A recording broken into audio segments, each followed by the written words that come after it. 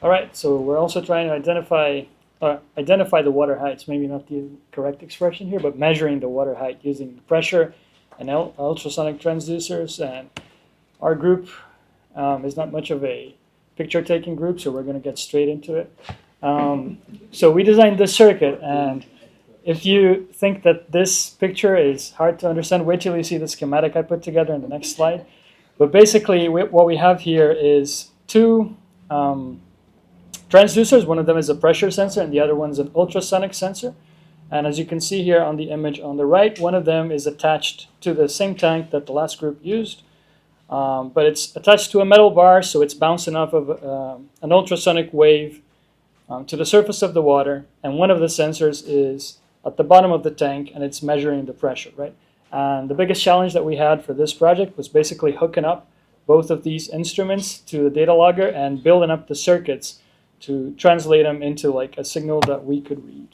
So this is a very poor schematic of the electrical wiring that we made for the circuits and everything else that took up most of our time. And this is what we struggled with the most. And we decided to do something that was more representative of what we would find in the field eventually. So we decided to go with batteries instead of just hooking up the instruments to a power supply. So the power supply that you see here is actually what is feeding the signal conditioner. So we've got two 12-volt batteries hooked up in series. And we have a pressure transducer that's going to a signal conditioner, an ultrasonic transducer that's also going to the signal conditioner. And we used a lot of the WAGO connections this was actually David's idea to use everything that we learned during the workshop to make this circuit. And then we've got them both hooked up to the data logger. And this is just a picture of the data logger because I had no creativity over here. All right, so. All right, so other than just the general time it took to figure out all that wiring for us as a new experiment, the main issues and limitations that we had during our experiment was mostly with the ultrasonic transducer. The documentation on that instrument is not great. First of all, they give you just a giant PDF sheet of basically every single transducer they make, and you have to like sort through which one's your proper diagram and all that. So like they would give you the model number, and then they would just say refer to like diagram 5 or 2. So this is the diagram that we had to use, diagram 5. And then coming out of our ultrasonic transducer was 4 wires, and none of them were conventional colors, at least to me. So we had to figure out which ones to use. And then for an explanation that John explained yesterday that I still don't entirely understand, with these kind of loops going on down here, it took us a lot of time to figure out which wires to use because it wasn't working properly for a while. But then other than the wiring, an additional problem that we had with our setup with the ultrasonic transducer, only in our case, it wasn't a problem of the instrument itself, was it had a limited range. I think it was 1.5 foot range. 400 millimeters. Yeah. 400 millimeter range, which didn't entirely reach the bottom of the tank. So any time that the water was out of range, it would just bounce voltage readings all over the place and was pretty much meaningless. But once we got into the range that it was designed for, I think it worked pretty well, which he will get into the results. Okay, so first understand how the transducer is responding to changes in water pressure. We did a calibration, we generated a calibration curve for the transducer. So what we did, the pressure transducer is lying right at the bottom of the tank, and as you're filling water in that, the change in water level, the voltage reading in the transducer, that's changing. And we did that all the way until the tank is completely filled, and as you can see, it's a very linear looking curve, linear relationship between the water level and the voltage generated by the transducer. And we did the same thing for the ultrasonic transducer, but in this case we see that the relationship is not that linear. That is because, as Andrew said before, the ultrasonic transducer has a very limited range. It is only operating within 400 millimeters. So as the water level goes down in the tank, it starts acting up, and the relation is not very linear. So what Lucas did is he took some data as we were filling up the tank and some data as we were emptying the tank today, and got this calibration curve over here, which is a polynomial fit. So we can assume that the ultrasonic transducer, the change in voltage has a polynomial relationship with the level of water in the tank or the amount of water being filled. So using these calibration And curves. I just wanted to say that real quick that the scales are different on these two plots here. I removed all of the data for when the sensor was saturated, so none of that data that's at the very end there is being used for that one. Yep. So using these two calibration relationships, we looked at the real data logged by the data logger today, and the blue curve is the change in water level with time for the ultrasonic transducer, and the orange curve is the one for the pressure transducer. And this little wiggly thing over here, that's when Lucas was using the air gun in the water, and that's why it's only like. So you can see over here, you can see one thing that the ultrasonic transducer is very sensitive to changes in water variations or small minor vibrations as compared to the pressure transducer. But as it goes down with time, over here it flattens out because now the range of the ultrasonic transducer has been exceeded. So from here to here, it's not that good. But the pressure transducer has a great range and it goes all the way consistently down, right to the emptying of the tank. I just also wanted to point out that it's interesting that we get way more amplitude on the ultrasonic transducer when you go in with the air gun. That's because I put it right beneath the ultrasonic transducer at one point. Yeah. And I was looking it up on the internet, and this seems to be a proximity sensor, right? So it's the kind of thing you'd put at the back of your car when you're parking. So Yeah. that's why its range is so small. But you also see it in the pressure transducer. It's just that it's much smaller, Yeah. and you can't really see it here. Mhm. Also, it seems like the ultrasonic transducer and the pressure transducer are like offset from one another, and at some point they cross each other. And I was thinking about what this could be, but I couldn't really find a reason for it, like just thinking about it. And then afterwards, they seem to agree pretty much. After a certain range, they're basically overlapping each other. Mhm. So that was interesting. And we are sorry about this time axis because the time format was very weird and I could not make it in time to clean it up. So ignore that. but yeah, I think conclusion. To conclude, David, both take pressure sensor and ultrasonic sensor seem to agree that with the changes in water level and are well calibrated, especially within their range. Ultrasonic, of course, past that 400 millimeter mark, we will not get any useful data out of it. The ultrasonic sensors seem to be more sensitive to fluctuations at the surface of the water level, with Lucas's idea to use the air gun and mess with fluctuations. We wouldn't really see that because it's not altering too much of the water pressure with the pressure sensor. And also, while we were installing the ultrasonic sensor, we had an issue trying to get it a perfect 90 degrees with the water. We were zip tying it. It was very informal, temporary solution, but we do not believe that that had much of an impact on the ultimate measurements that we had. It was very tiny. Small angle approximation. That's it. That's it.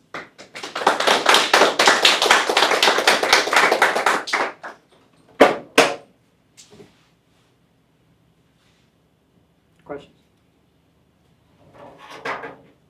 So if you had to measure stream level, other than getting the sensor with a bigger range, ultrasonic, would you use pressure? Would you use ultrasonic? Would you do something totally different? What do you think about these sensors? I personally think that an ultrasonic sensor with a higher range, because of the just how sensitive it was, would be better, and especially if like in this scenario, because pressure we might have issues with, say, tank size. I think it depends on the application. If you're interested in turbulence at the surface of the water, maybe you get an ultrasonic sensor. If you're more interested in water level changes, then maybe you could use something that's less sensitive to small frequency fluctuations. It really depends on what you're trying to measure. What do you think, like in terms of durability, though? Like if you're going to actually go out and put it somewhere, near a stream. Well, I would say a pressure transducer would be Yes. a better option in that case. it depends on like corrosion, the kind of like how the instrument's built to withstand weathering and that kind of thing. The pressure transducer would be more hidden from people, the biggest menace, right? the ultrasonic sensor would have to be placed in such a way that you would not have animals mess with it. I don't know. It's something to think about, like field design. They do all of these methods, like USGS and everybody. They all have problems.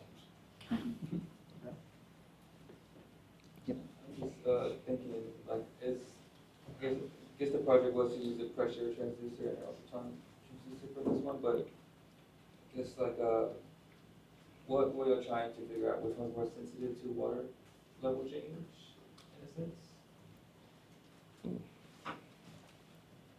Well, we're trying to compare the, the behavior of both the transducers with changes in water levels. So in a way, you could say that, yeah, we're trying to see the sensitivity of both the transducers, and then their limitations and their ranges. As you can see from the plot, this plot over here, the ultrasonic transducer is much more sensitive, but then again, after a certain point, it just plateaus out. So that's the limitation of that. But then again, the sensitivity is higher. But the pressure transducer has a less sensitivity, but it has a wide range. So I guess we're trying to understand the trade-offs. Yeah. I mean, you have your pressure sensor here, your ultrasonic sensor here, right? Yeah. And then you use the air gun right under the ultrasonic sensor. Mhm. Do you think that if the pressure sensor had been directly under, you would have seen better sensitivity to the perturbation of the water? I think if we had put it down like at the level of the pressure sensor, then definitely. Or if you put it halfway, right? Because I did move it around, remember? I did kind of move it around. I tried to go closer to the pressure sensor and then back.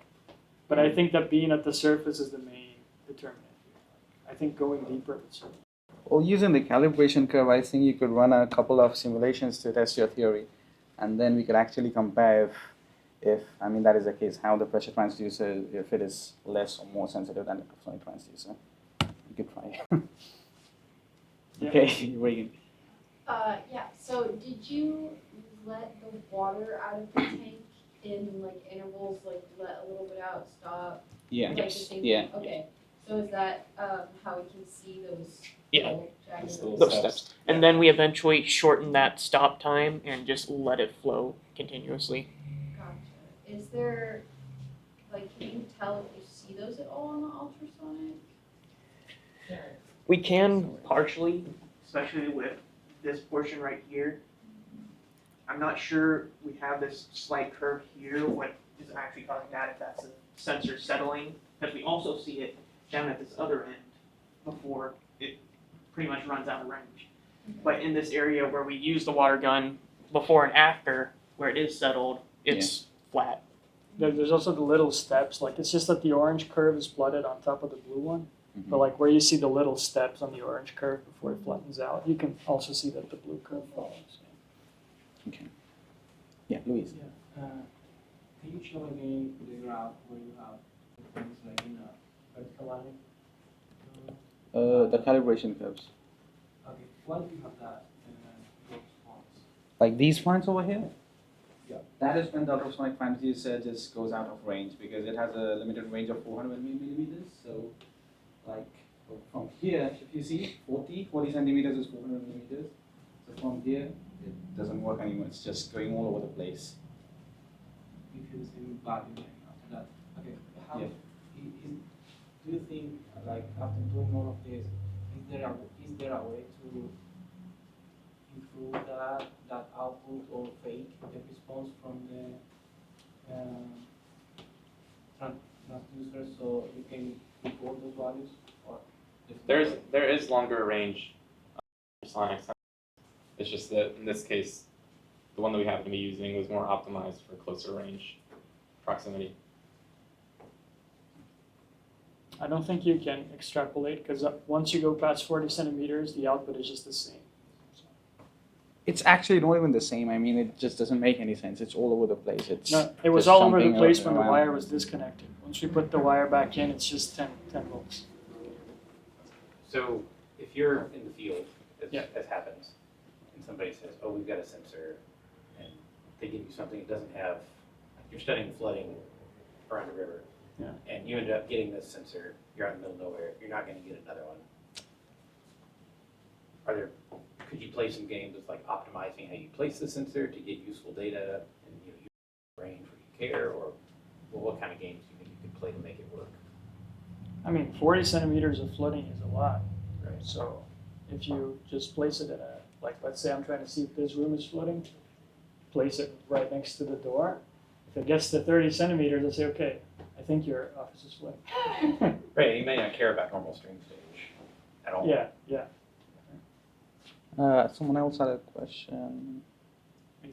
Oh, I did, but it's right. Yes, I'll ask you a question. There were four methods of measuring water level here, presumably for dunes and stream. Can you comment on situations in which you think one would be better than another?